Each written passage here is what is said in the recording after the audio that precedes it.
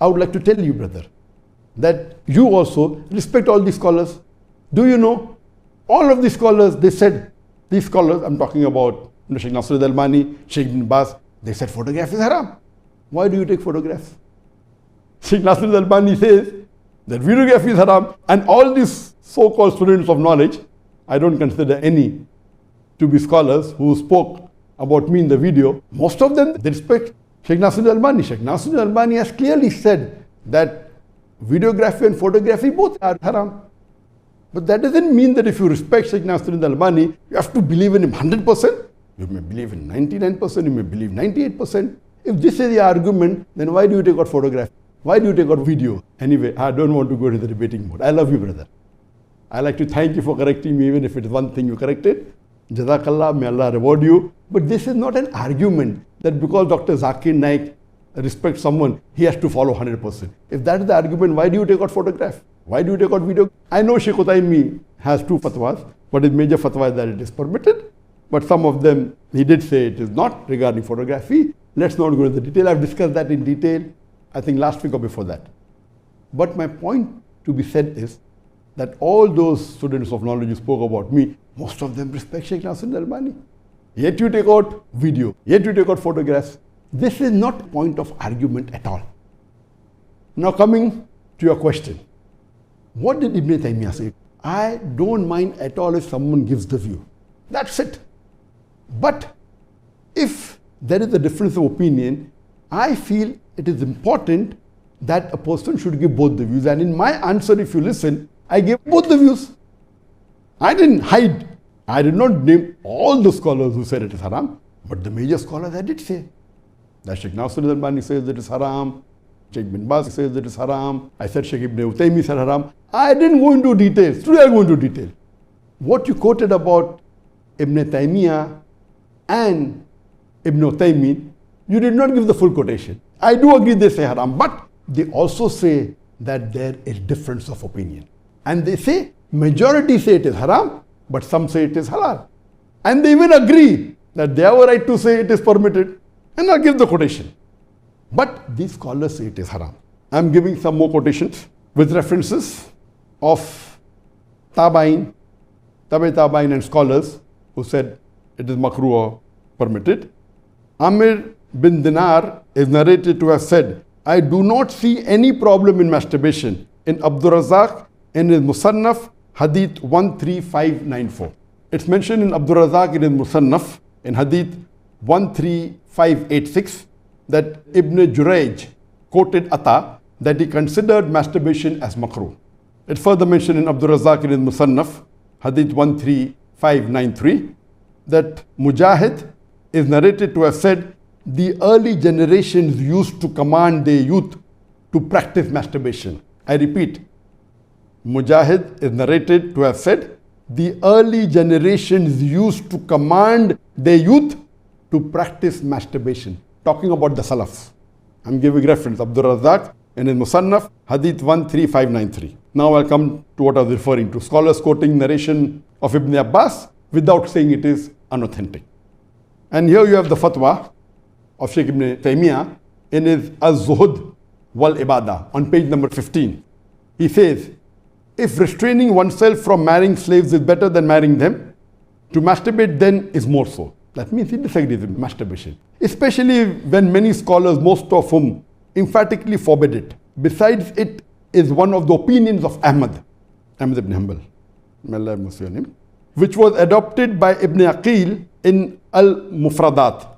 Although what is known widely about Ahmad is that it is haram, unless one fears unavoidable sin, that is fornication, sodomy, etc. That means Ibn Taymiyyah agrees that there are two views of Ahmad. But he agrees more in the view of Ahmad ibn Hanbal, who says it is haram. Then he says, masturbation is not permissible in the sight of most scholars in early and later generation. Who's saying this? Ibn Taymiyyah. Whether sin is feared or not. The reported statements of Ibn Abbas and what is narrated by Ahmad is only for who extremely feared sin, which is adultery and sodomy. Now, Ibn Taymiyyah says, he quotes Ibn Abbas. Now when he quotes Ibn Abbas, saying that what he meant was only those who feared sin, that means Ibn Taymiyyah is agreeing with the reference of Ibn Abbas. That's the reason I quoted. And Ibn Taymiyyah is saying about Ibn Abbas, I assume that will be authentic. But since you gave me the reference of Ibn Hazm, who's a muhaddith, I agree with you. Inshallah, in future, I will never say that Ibn Abbas has said it. It is a daif narration, I agree with you. But I'm giving you the reference where I took it from. So it is allowed for them in order to bridle their lust. However, doing so for mere gratification by remembering some images and fencing having sex with them is all haram. Neither Ahmad nor other adopted it, Ibn Taymiyyah, and his Az-Zuhd wal Ibadah. I'll come to it where Ibn Taymiyyah quotes other scholars also. I'll give the fatwa of Ibn Taymiyyah. And I do agree with you. You said he is a faqih. And according to me, amongst the recent scholars in the last about 20-30 years, I do agree that Ibn Taymiyyah, may Allah have mercy on him, he was a great faqih. I respect him. I consider him a star. Alhamdulillah. But there are some fatwas that disagree, and one of them is this. What does Ibn Taymiyyah says in his Ash-Shara al-Mumti 321/14? Now he says it's haram, but listen to his full fatwa. He says, as for consensus, there is no consensus. This is talking about masturbation. You never said this. Ibn Taymiyyah says, as for consensus, there is no consensus because there are scholars who permitted it, but the reference when there is conflict is to the book of God and the sunnah of the messenger. May God bless him and grant him peace. He further says, if someone were to say, was it not reported from the predecessors? Was it not reported from the Salafs that they would ask their children to practice it when they travel during the raids so as to be in no need for anything else? So we say yes. Who's saying this? Ibn Taymiyyah. And he continues, but this is based on necessity, not in the absolute sense, because as long as we have evidence from the Quran and the Sunnah or from correct consideration, the early generation could not do anything forbidden, but it is carried on in a permissible state. So Ibn Taymiyyah agrees there is a difference of opinion. All the people who gave their views, all the 8 people that I heard, all of them thought as though there is no difference of opinion. None of them said that yes, there is difference of opinion, but I agree with the majority, no problem. In my answer, I was very clear cut that there was difference of opinion. Majority said it's haram. I believe in the minority group of scholars. I gave the dalil, I gave the logic, and many people appreciated it. I'm not asking you to agree with what I say. But don't go to say that not a single person, maybe here or there, one person said it is permitted. No. And when you're quoting the scholars, give the full quotation. Don't give half. If you quote half and it means otherwise. So when this brother was talking to me, why doesn't Dr. Zakir Naik, he believes in Ibn Taymiyyah, he believes in Ibn Taymiyyah. This brother may not be aware that Ibn Taymiyyah also agrees the difference of opinion. Ibn Taymiyyah believes the difference of opinion. Let's read or hear what Ibn Taymiyyah says in his Al-Fatwa Al-Kubra 3/439. He says, Ibn Taymiyyah, as for masturbation by the hand, it is forbidden by the majority of the scholars. But it is the most correct of the 2 views of the school of Ahmad. That means Ahmad ibn Hanbal had one view that it is permitted. The other view there holds that it is makruh, not haram. But most of them do not allow it whether there is a fear of falling into sin or not. However, a group of Sahaba and Tabain allowed for necessity, such as fearing committing adultery, where there is no other means to avoid it, except through masturbation.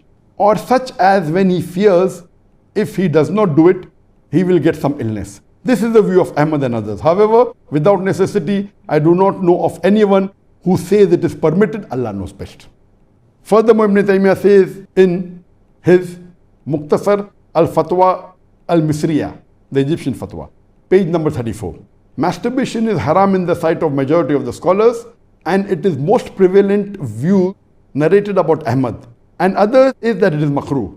But if he fears falling into adultery or getting ill, if he does not do it, there are 2 well-known views. A good number of earlier and later generations allowed it in this case.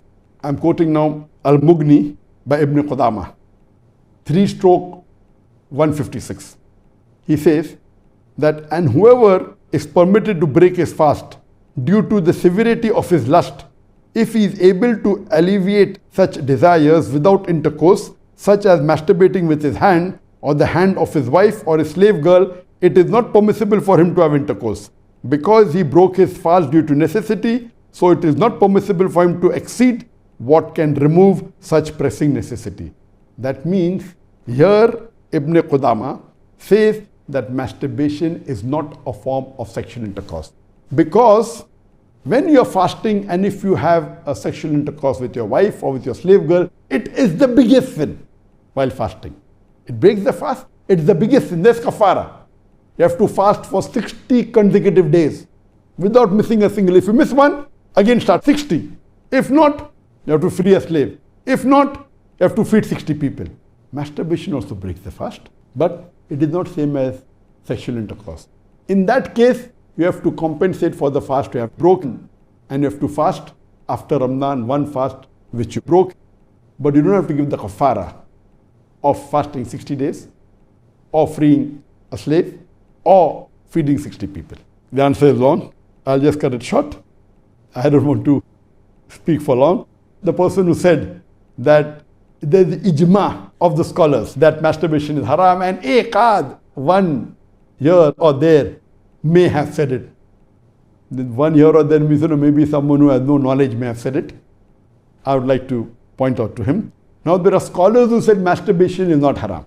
Al-Atrazi, he said not haram when relieving oneself from the stress of lust.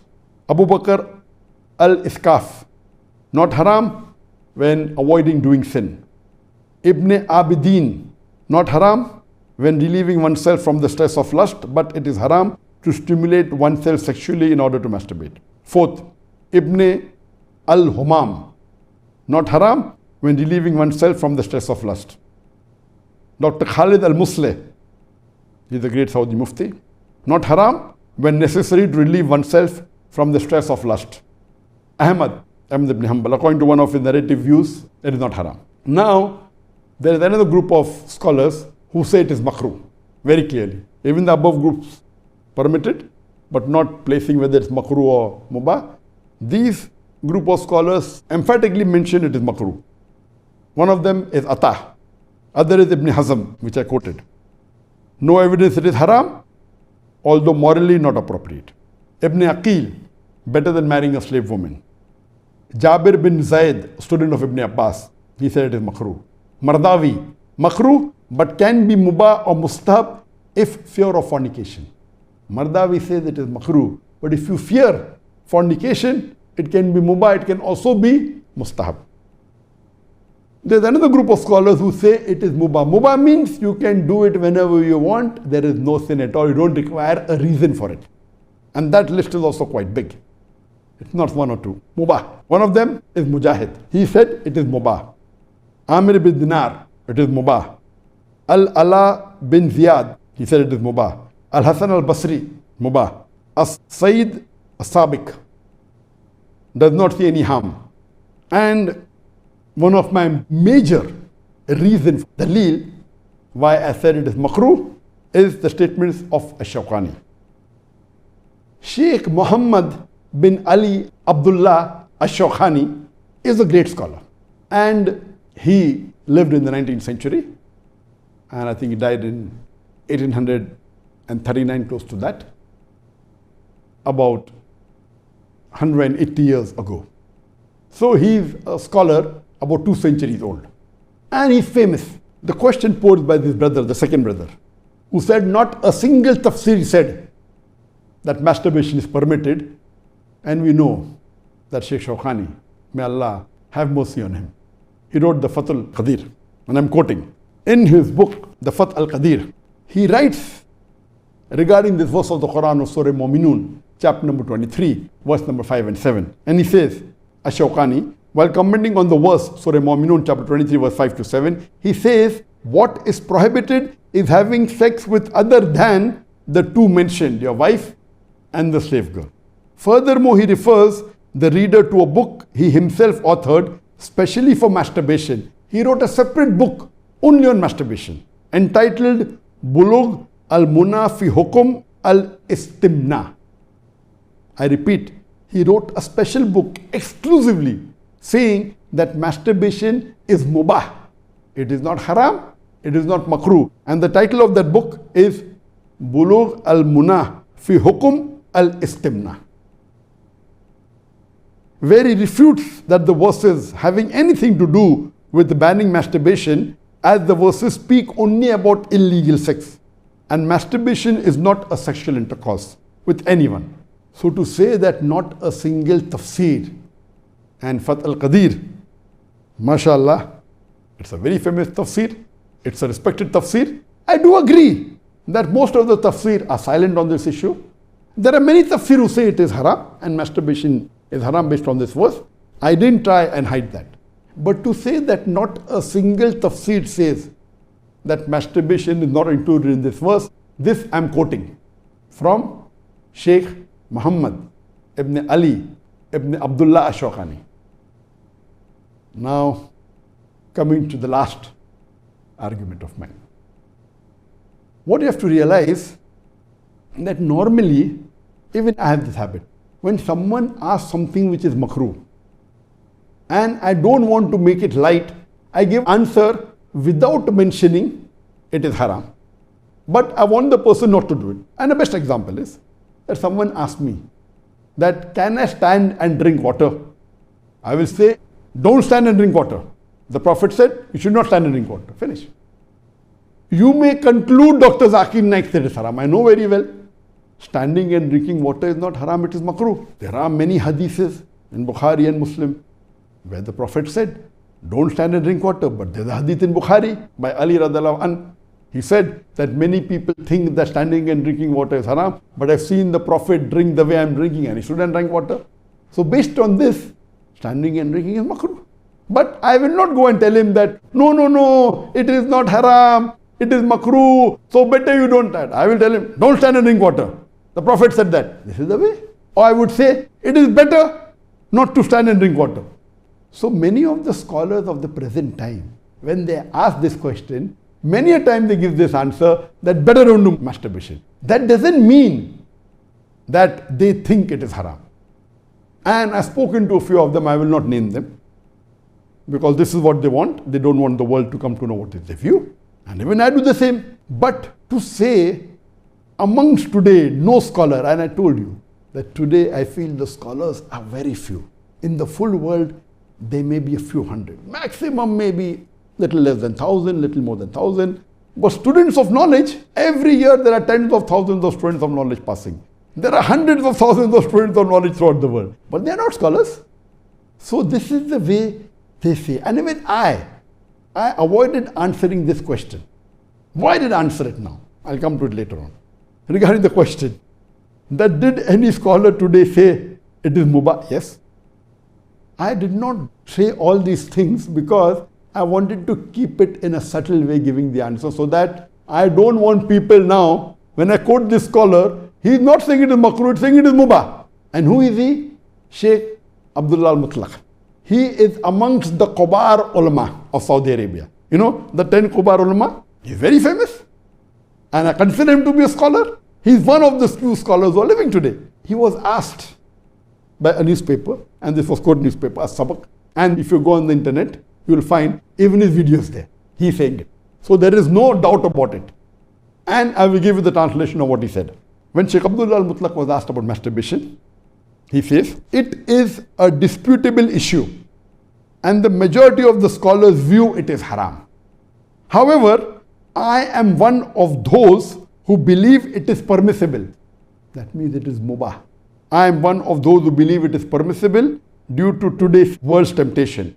And one doing it is not transgressing. That means, according to Sheikh Abdullah al-Mutlaq, he says masturbation doesn't come in transgressing. That means it doesn't come in the verse of the Quran of Surah Mu'minun, chapter number 23, verse number 5, that guard your private parts, and verse number 5 and 6, except with your wife and what your right hand possesses, and all those who cross this limit, they're transgressing. Sheikh Abdullah Mutlaq, like Sheikh Ashokani, says it doesn't fall in this category. He is merely putting his hand to his private part. Who is saying this? Sheikh Abdullah Mutlaq. He is not transgressing. He is merely putting his hand to his private parts. Based on that, he may do it when he needs to do it, but to keep away from it is better. So Sheikh Abdullah al-Mutlaq and I know him personally. He's a great scholar, and he is amongst the Kobar ulama. So if you want to call amongst the 10 top scholars of Saudi Arabia, I would say he's one of them. So what would you say? This person, would you say that Sheikh Abdullah Mutlaq has no right to speak about Islam? Will you say that Sheikh Shawkani, he should not speak? He goes on to say that Dr. Zakir Naik is expert in Islam and comparative religion, he should not talk on fiqh. If I tell to these speakers that don't talk on comparative religion, that's not my, you have a right to speak on comparative religion. I don't consider myself even to be a scholar on comparative religion. I consider myself to be a student. Alhamdulillah, I know the usul of fiqh. I had staff, so many, mashallah, full time for years together. I've sat with scholars, I've studied with some. I'm not claiming to be a scholar at all, but I do consider myself to be a student of knowledge. I consider myself to be a da'i. I have a right to my opinion because I know the usul of fiqh. Now what will you talk about these scholars? Would you lay the same allegation on them? Sheikh Shawkani? And none of these people are better than Sheikh Shawkani. Again, I would like to thank all the students of knowledge who did was for me. I would like to thank them. And I have no problem. You have your view, it is haram. Alhamdulillah. I yet respect you. So I deserve the same thing. If I differ, it is not I'm getting something out of the box. It is not something I'm saying something which no scholar has said before. So I would request you to do your research. I'm talking about these two people, the others, alhamdulillah. Do your research well. You may disagree with me. I have no problem. Majority may disagree. But don't say that I'm just getting out of the blue. Regarding the question, that if I did not speak for so many years, why did I give this answer? I'm a medical doctor. And what I've realized that while I was in the medical college, I had a lot of Muslim friends who are also doctors. And they used to always comment that how come our shuyukh say that masturbation, there's loss of memory, masturbation, there is blindness. And you go today on many of these websites of these shuyukhs, they are scholars. They say masturbation, get blindness, masturbation, loss of memory. Where do they get this from? So I being a medical doctor, and there are necessities. Many a time, there are many Muslims who are good pious and they come and tell me that, Brother Zakir, I masturbate, I'm feeling guilty, and then they cannot pray well, they cannot concentrate on their salah. So I tell them, brother, okay, it is makruh. Try and avoid it. But if you have to do it, don't have so much guilt that you cannot pray. Don't have so much guilt that you cannot do ibadah. That was my only reason. Now let me tell you very clearly, there's something like fatwa and there's something like taqwa. And I always say that when there is difference of opinion between the scholars, as take this example, masturbation. The majority of the scholars say that it is haram. Some say it is mubah. Some say it is makruh. They are a minority. What should you do? I said when there is difference of opinion, follow the higher level. Because if you don't do it, no one will say it is haram not to do it, but natural. So I would say generally, if there is difference of opinion, go to the higher level. Even if you agree with the scholars who say makruh, that is your fatwa, taqwa would be, don't do it. And the best example is of Sheikh Nasiruddin Albani. Sheikh Nasiruddin Albani, he gives the fatwa that niqab is not fard. I know there's a great deal of scholars, and most of the scholars that we have today, whether it be Bin Baz, whether it be Shaykh Uthaymeen, Abdul ibn Jibreen, they say niqab is fard.